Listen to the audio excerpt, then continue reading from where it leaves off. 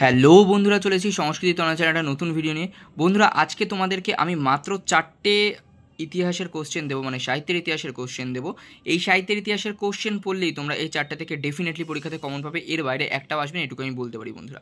তো ভালো করে দেখে নাও, 4টে প্রশ্ন পজ করে তোমরা খাতার মধ্যে লিখে নেবে, ভালো করে মুখস্থ করে নেবে। একটা কথা বলি, একটু লেখাটা হয়তো বড়, কিন্তু এত সুন্দর করে কোটেশন দিয়ে বিভিন্ন কবির উক্তি তুলে দিয়ে অন্য কোথাও তোমরা এই লেখা পাবে না। কোথাও যদি ছোটো ছোটো গ্রামারের পার্ট আসে, সেগুলো তোমাদেরকে আমি বলে যাবো, কারণ সেগুলো শেখার জন্য অত্যন্ত দরকারি, কারণ তোমাদেরকে গ্রামারটাও জানতে হবে। আচ্ছা দেখো, বাংলা চিত্রকলার ইতিহাসে নন্দলাল বসুর অবদান সম্পর্কে আলোচনা করো। ধরে নাও এবারে পরীক্ষার জন্য সবথেকে ইম্পর্টেন্ট প্রশ্ন সাহিত্যের ইতিহাসে এটা, তো মাস্ট এটাকে তোমাদের মুখস্থ করতেই হবে। দেখো, ভূমিকা: তোমার তুলিকা রঞ্জিত করে ভারত ভারতী চিত্ত, বঙ্গলক্ষ্মী ভাণ্ডারে যে সে যোগায় নতুন বৃত্ত। রবীন্দ্র কবিতার মধ্যে দিয়ে নন্দলাল বসুর শিল্প সচেতনতার গভীরতাটি প্রকাশিত হয়েছে। তিনি ছিলেন আধুনিক ভারতীয় শিল্পের অগ্রদূত। তাঁর ভারতীয় শৈলী চিত্রকলাকে এক নতুন উচ্চতায় নিয়ে গিয়েছিল। দেখবে বন্ধুরা, তার শব্দটা কখনো কখনো তয় চন্দ্রবিন্দু আকার থাকে আর তয় আকার থাকে তার বানানে। যখন আমরা কোনো রেসপেক্টেড বা সম্মান দিয়ে কাউকে বলবো, রেসপেক্টেড ব্যক্তির ক্ষেত্রে, তখন তয় চন্দ্রবিন্দু লাগাবো। নন্দলাল বসু আমাদের ক্ষেত্রে আমাদের কাছে অনেক সম্মানীয়, তাই এখানে তার শব্দটাতে চন্দ্রবিন্দু হবে। এবার দেখো পরের পয়েন্ট, প্রাক কথন: অবনীন্দ্রনাথ ঠাকুরের সুযোগ্য ছাত্র নন্দলাল বসু 1883 খ্রিস্টাব্দের 3রা ফেব্রুয়ারি বিহারের মুঙ্গেরে জন্মগ্রহণ করেন। রবীন্দ্র কবিতা তার শিল্পী মননে গভীর প্রভাব বিস্তার করে।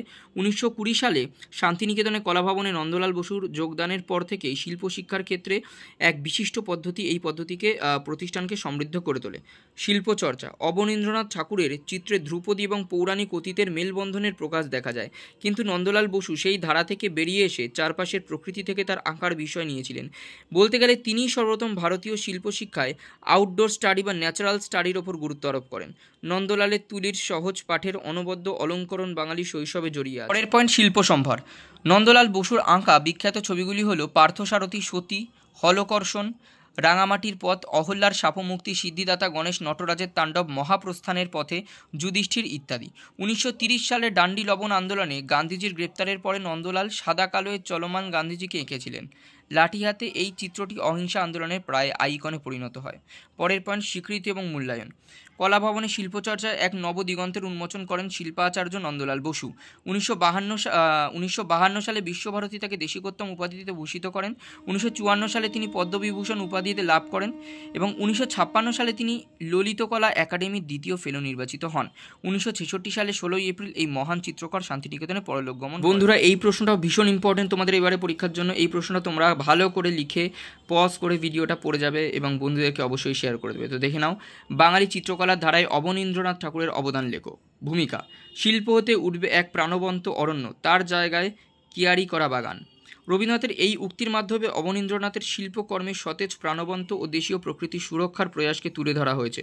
অবনীন্দ্রনাথ ঠাকুর ভারতীয় শিল্পকলার আধুনিকীকরণে পথিকৃতের ভূমিকা পালন করে।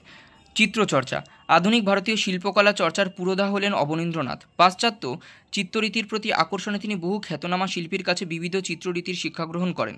শিল্পচর্চার প্রথম পর্যায়ে বিদেশি শিল্পীদের কাছে ড্রয়িং, প্যাস্টেল, অয়েল পেন্টিং, জল রং বিবিধ মাধ্যমে চিত্রাঙ্কন শেখেন। এরপর আইরিশ ইলুমিনেশন এবং মুঘল মিনিয়েচারের সঙ্গে পরিচিত হওয়ার ফলে তার শিল্পীসত্তার দোচলতা দেখা যায়। পরবর্তীতে রবীন্দ্রনাথের পরামর্শে বৈষ্ণব পদাবলীকে বিষয় হিসেবে গ্রহণ করেন। বাগীশ্বরী প্রবন্ধাবলী তার রচিত উল্লেখযোগ্য শিল্পগ্রন্থ। চিত্ররীতির বৈশিষ্ট্য: জল রঙে ওয়াশ পদ্ধতিতে ছবি আঁকার মাধ্যমে প্রকাশ পায় তার শিল্পচর্চার দক্ষতা। তার ছবির মূল প্রাণশক্তি ছিল অনুভূতিগ্রাহ্যতা। তার ছবিতে রয়েছে মুঘল মিনিয়েচারের প্রভাব। বারবার রং ধুয়ে ফেলতেন বলে তার ছবিতে রঙের চরিত্র হয়ে ওঠে মৃদু এবং পেলব। চিত্রচর্চায় ভারতের ধ্রুপদী এবং পৌরাণিক অতীতের প্রতি ঝোঁক। উল্লেখযোগ্য চিত্রকলা: বৈষ্ণব পদাবলী কেন্দ্রিক বিখ্যাত চরিত্র শ্বেত অভিসারিকার শ্রেষ্ঠ চিত্রকলা। পাশাপাশি কৃষ্ণলীলা সিরিজ, কজ ও দেবযানী, ভারত মাতা তার সবথেকে বিখ্যাত যে চিত্র সেটা। অন্তিম সজ্জায় শাহজাহান, অশোকের রানী দেবদাসী প্রভৃতি চিত্রগুলিও তার উল্লেখযোগ্য সৃষ্টি। বন্ধুরা, পরের প্রশ্নটাও খুব ইম্পর্টেন্ট, এটাও পরীক্ষাতে আসতে পারে, ভালো করে দেখে রাখবে। বাংলা চিত্রকলার ইতিহাসে রামকিঙ্কর বেইজের অবদান লেখো।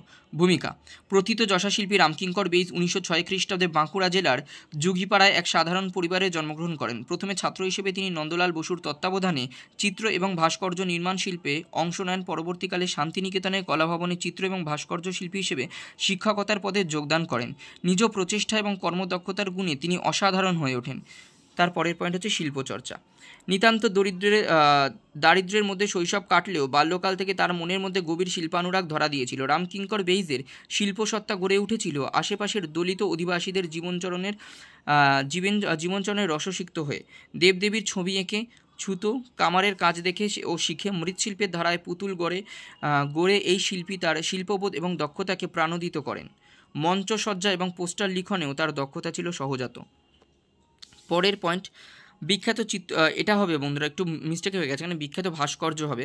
রামকিঙ্কর বেইজ এর উল্লেখযোগ্য ভাস্কর্যগুলি হলো মা ও ছেলে, কচ ও দেবযানী, সাঁওতাল রমণী, সাঁওতাল দম্পতি, সাঁওতাল পরিবার, আলাউদ্দিন খাঁ, হাটের পথে, কংক্রিটের তৈরি নারীর মূর্তি, সুজাতা, মিথুন 2, মিথুন 3 ইত্যাদি। বিখ্যাত চিত্রকলা রামকিঙ্কর বেইজের উল্লেখযোগ্য চিত্রকলাগুলি হলো বিনোদিনী, শরৎকালে, গ্রীষ্মের দুপুর, নতুন শস্য, কৃষ্ণের জন্ম, মহিলা, কুকুর, কলাভবনের কালো বাড়ির দেওয়াল ইত্যাদি। স্বীকৃতি এবং মূল্যায়ন। রামকিঙ্কর বেইজ এক অসামান্য প্রতিভাবান শিল্পী ছিলেন। বহু প্রতিকূলতা জয় করে দেশের দীপ্ত মুখচ্ছবিকে সারা বিশ্বের কাছে উপহার দিয়ে গেছেন এই সার্থক শিল্পী। তিনি 1970 খ্রিস্টাব্দে পদ্মবিভূষণ, 1976 খ্রিস্টাব্দে দেশিকোত্তম উপাধি লাভ করেন এবং 1980 খ্রিস্টাব্দে এই মহান শিল্পী পরলোক গমন করেন। তো বন্ধুরা ভালো করে কোশ্চেনটা পড়ে নেবে, পজ করে লিখে নেবে তোমরা খাতায়। এবং শেষ প্রশ্ন, যেটা তোমাদের পরীক্ষার জন্য খুব ইম্পর্টেন্ট, পট শব্দটির অর্থ কি? এখানে শব্দটা দুবার লেখা গেছে। কালীঘাটের পটের গুরুত্ব লেখো। পট শব্দের অর্থ, পট শব্দের আবিধানিক অর্থ হলো চিত্র। সংস্কৃত পট শব্দটির অর্থ বস্তু বা কাপড়।